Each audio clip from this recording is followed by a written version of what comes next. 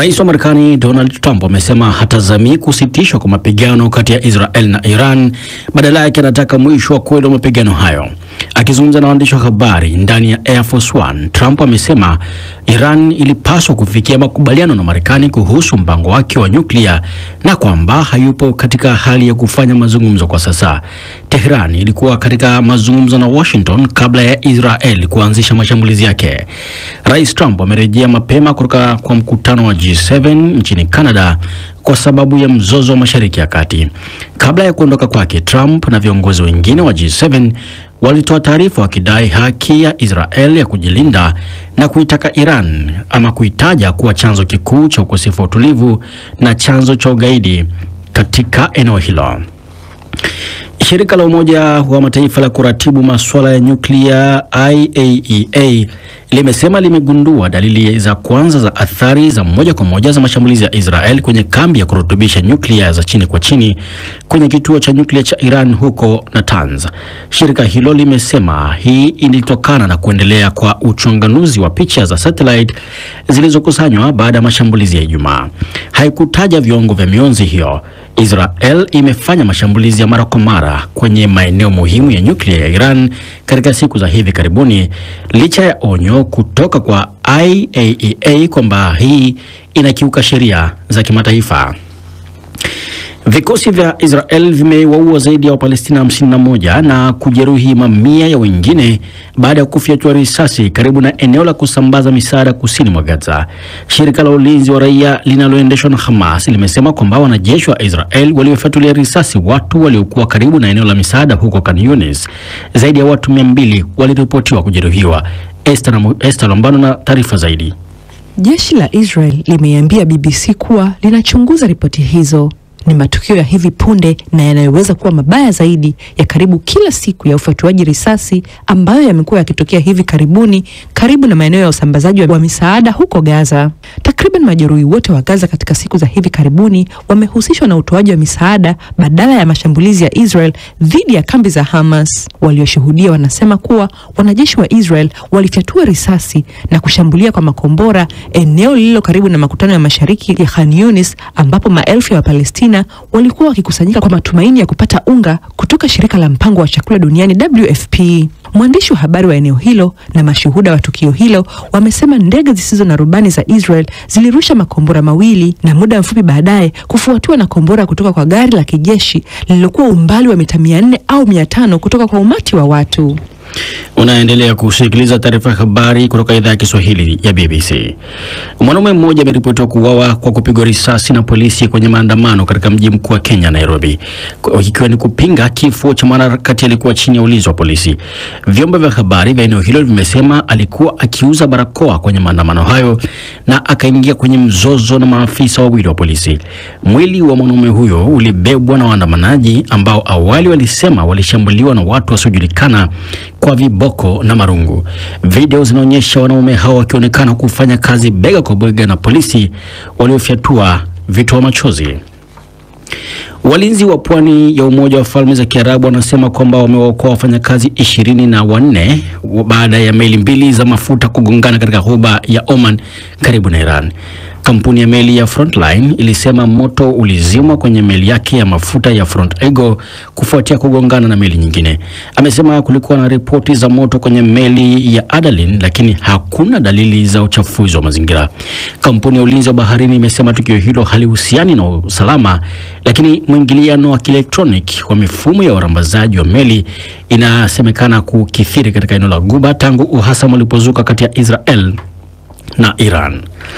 Na familia ya mwanamke mjamzito ambaye ubongo wake ulikufa nchini Marekani na ambaye alihifadhiwa katika chumba maalumu kwa miezi kwa sababu ya sheria za kuzuia mimba inasema kwamba mtoto wake amejifungua.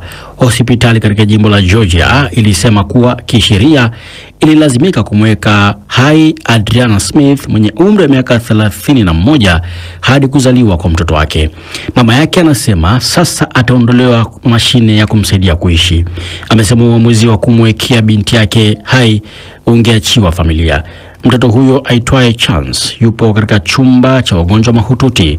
Kesi hiyo iligeuka kuwa kiini cha mjadala wa haki za uviaji mimba nchini Marekani. Hii ni BBC. Taarifa ya habari za dunia imewasilishwa na David Nkya. Matangazo ya Dira ya Dunia nchini Tanzania yanasikika kupitia Zenji FM, Radio Free Africa na Radio 1. Nchini Kenya ni Pamoja FM, Milele FM na Mwenedu FM. Wakati nchini Uganda tutege sikio kupitia Radio Lira, Radio Paidha na Radio Kitara. Huko DRC ni Radio Muungano Beni. Kupitia tovuti andika bbcswahili.com na kwenye kurasa zetu za mitandao ya kijamii ni BBC Swahili. Jioni hii uko na mimi Martha Saranga na mwenzangu ni Leonard Mubali. Karibu Mubali. Asante sana Martha Saranga, asante sana msikilizaji. Tuanze yale tuliokuandalia. Mwanaume mmoja amepigwa risasi na polisi kwenye maandamano katika mji mkuu wa Kenya Nairobi, ambako kumeshuhudia maandamano ya kupinga kifo cha mwanaharakati Albert Ojwang. Walioshuhudia tukio hilo wanasema kuwa mtu huyo alikuwa akiuza barakoa kwenye maandamano hayo, na mara wakati waandamanaji walipokimbia yeye alisalia kando ya duka moja ambako alikabiliwa na maafisa wa polisi ambao walimpiga makofi kabla ya kumpiga risasi. Mwili wa mwanaume huyo ulibebwa na waandamanaji ambao awali walisema walishambuliwa na watu wasiojulikana kwa viboko na marungu. Anthony Rungu na maelezo zaidi.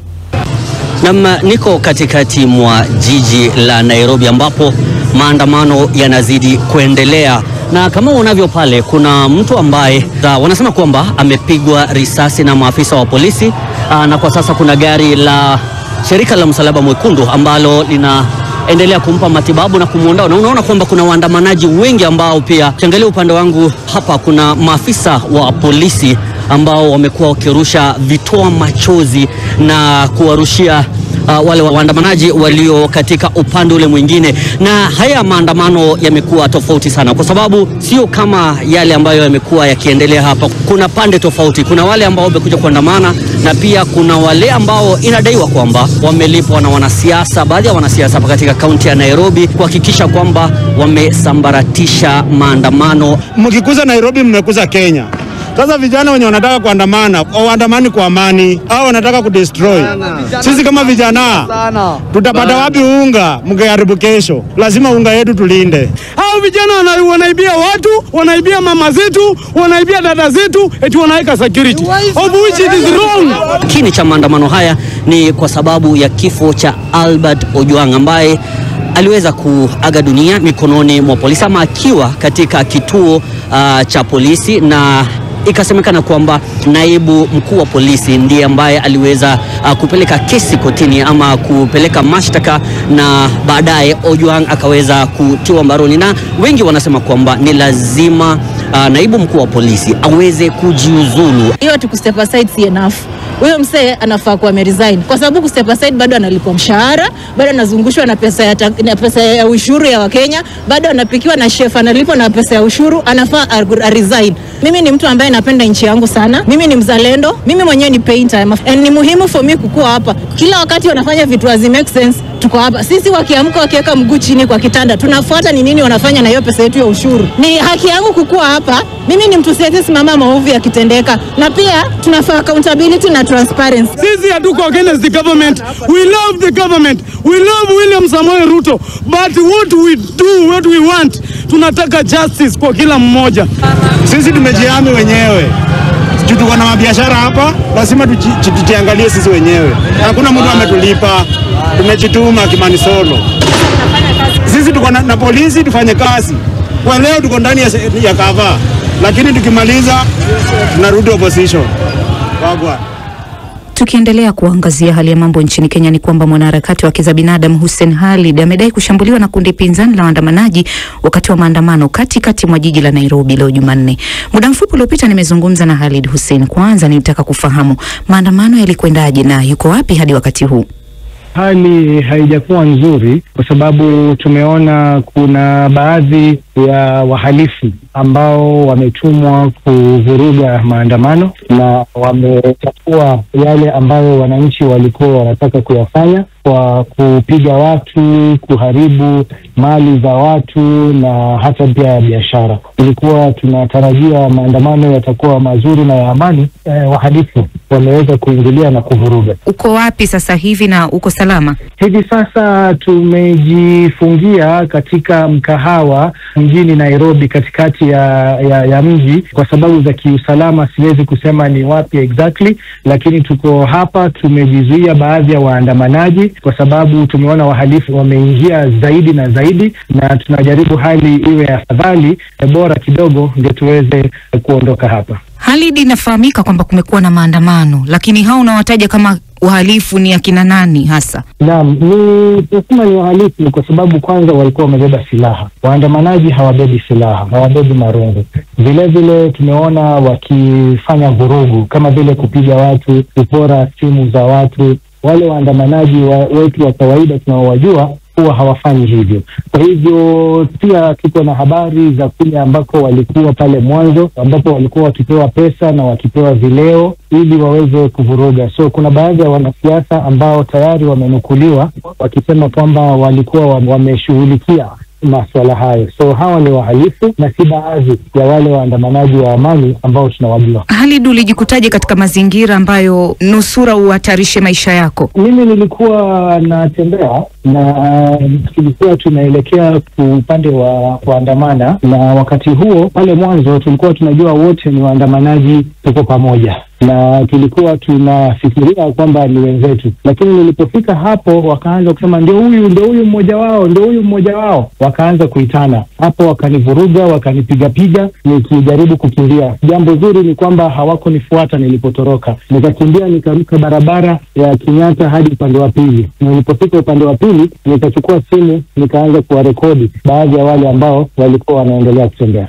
Mmeridhika na utendaji kazi wa maafisa polisi katika maandamano ya leo? Hatujaridhika kabisa, kwa sababu tumeona baadhi ya kanda ambazo zinatembea katika mitandao ya kijamii inaonyesha wazi polisi wakipiga risasi na kuua. Mtu alikuwa amesimama kando yake hata ni futi 2 peke yake, na wamempiga risasi. Ni mtu ambaye halikuwa hana silaha wala alikuwa hafanyi chochote. Habari tunazozipata ni kwamba kuna majeruhi wengine pia ambao wamepiga risasi, huenda hata wameuawa. Kwa hivyo hii ni nguvu kupitia kiasi. Polisi wanajua wale wahalifu ni kina nani na wanajua waandamanaji wa amani ni kina nani, lakini wanafanya kazi pamoja na hawa wahalifu ili kuumiza waandamanaji wa amani. Mlikuwa mnataka naibu kamishna wa polisi kujiondoa, amejiondoa, na maafisa kadhaa wa polisi kufikishwa mahakamani. Sasa mnataka nini kingine? Hatukuwa tunataka naibu wa polisi kujiondoa. Sisi tulikuwa tunataka naibu wa polisi akamatwe, afunguliwe mashtaka, na baada ya mashtaka na kupatikana na makosa afungwe korokoroni.